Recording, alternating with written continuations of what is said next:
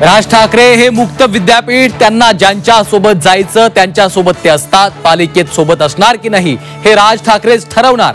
Zee 24 तासच्या Maharashtra गौरव पुरस्कार सोहळ्यात मुख्यमंत्री देवेंद्र फडणवीसांचं मत.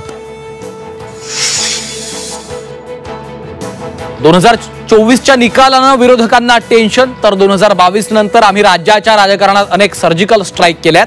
देवेंद्र फडणवीसांची रोखठोक भूमिका.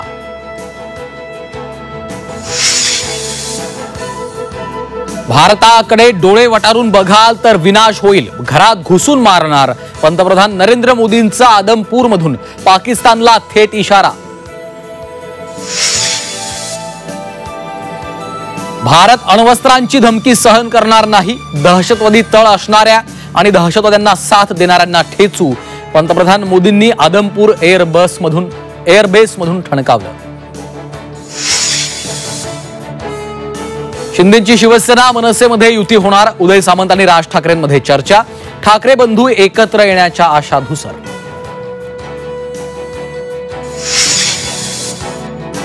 बीडमधील बडतर्फ पोलीस अधिकारी रणजित कासलेला अखेर जामीन मंजूर. महिनाभरापासून कासले हर्सुल कारागृहात, केवळ अॅट्रॉसिटी प्रकरणात कासलेला जामीन मंजूर. पीयूसी नसेल तर मिळणार नाही पेट्रोल, राज्य सरकार नवा नियम आणण्याच्या तयारीत. लवकरच राज्यभरात नवा नियम लागू करणार. नाशिक मुंबई महामार्ग पावसामुळे जलमय, गेल्या तासाभरापासून वाहनांच्या लांबच लांब रांगा.